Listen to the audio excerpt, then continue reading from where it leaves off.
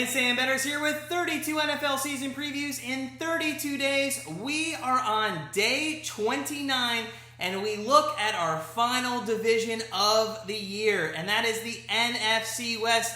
And we're going to start with the Arizona Cardinals. But first, as always, make sure you go ahead and hit that subscribe button so you don't miss any of our team previews and all of our season-long NFL picks. And smash that like button. Today is the last day for preseason games. That means the NFL season is right around the corner. Oh, just a few weeks away. We are excited. Now, before we get into the Cardinals season preview, just a reminder, we're giving away $1,000 in our NFL betting contest this year at grandstandbettors.com.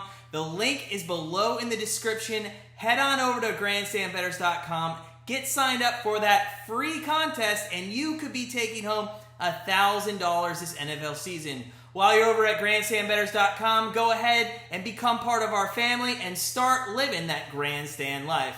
Without further ado, though, let's dive into the Arizona Cardinals season preview.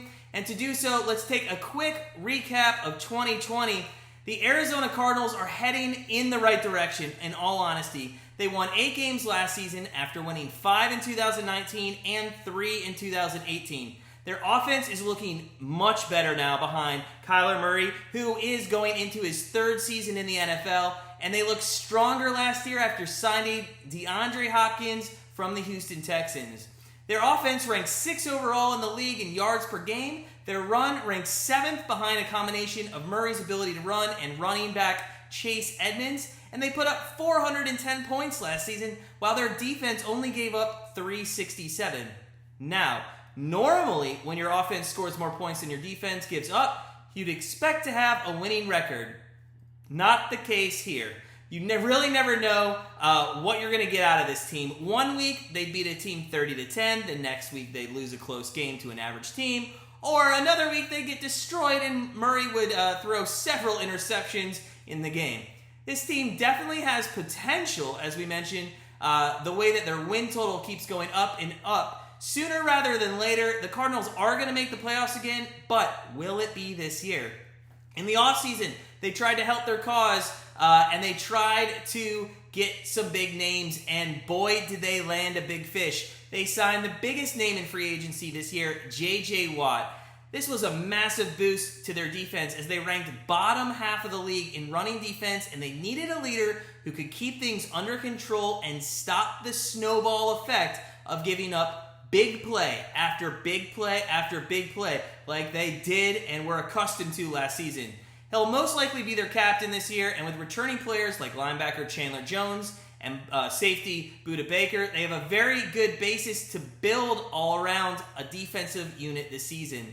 Now, they did lose cornerback Patrick Peterson to the Vikings, but they signed Malcolm Butler to fill that role. Other than that, the Cardinals were really unable to sign anyone else due to the contract they used on J.J. Watt. And their linebacker group definitely needed some help, but they did use a draft pick at that position, which we'll get to in just a minute here. Looking at some of their off-season offensive moves in free agency, with Fitzgerald most likely retiring this season, they had to go out and get another guy to add to this receiver group, and they were able to do so in signing A.J. Green from the Bengals.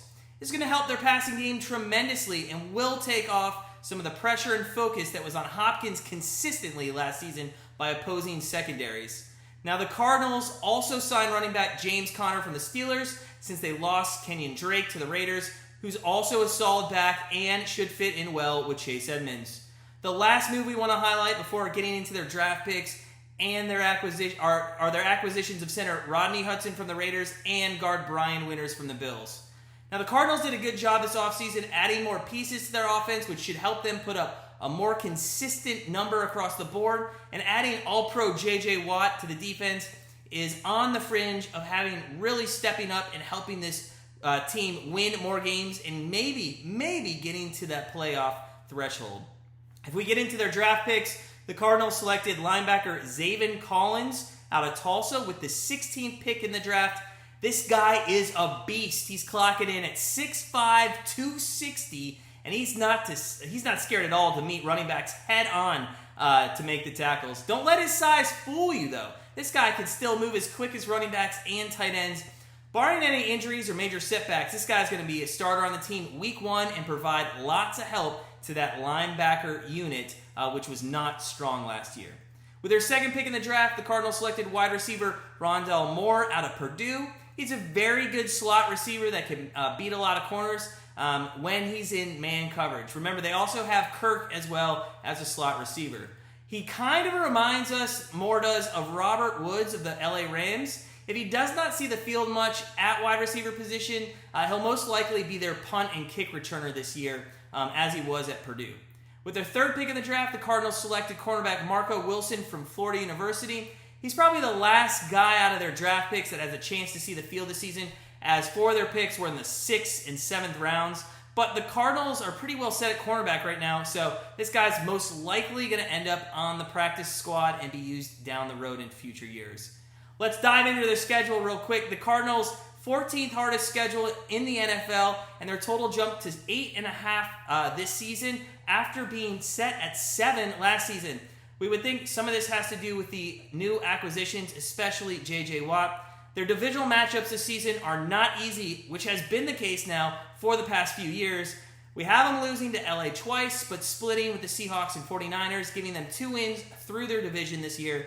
The rest of their NFC games are against the North Division and the Panthers and Cowboys. We have them winning 4 of those games, only losing to the Packers and Cowboys in Dallas. This gives them 6 wins with 5 left on their schedule. The Browns, Titans, Jags, Texans, and Colts. And we think their win total is going to come down to the wire again. In those AFC games, we will have them going 3-2, which does give them just 9 wins on the season. And we are going to make our best bet Cardinals over 8.5. The way they improved last season and with their additions this year, we can see them maybe fighting for a playoff spot. But this one could go either way. Probably one of the closest over-unders that we simulated. Cardinal fans, what do you think your team will do this season? Put your thoughts and comments below and let us know if they're going over or under their season win total of 8.5. For those of us here at Grandstand Bettors, that does it for the Lions season preview. I'm sorry, not the Lions, the Cardinals season preview. And we continue to look at the last 3 teams in the NFC West tomorrow with the Seattle Seahawks. So, as always, sit back, relax, enjoy that time between the preseason and the NFL season, and we'll see you tomorrow.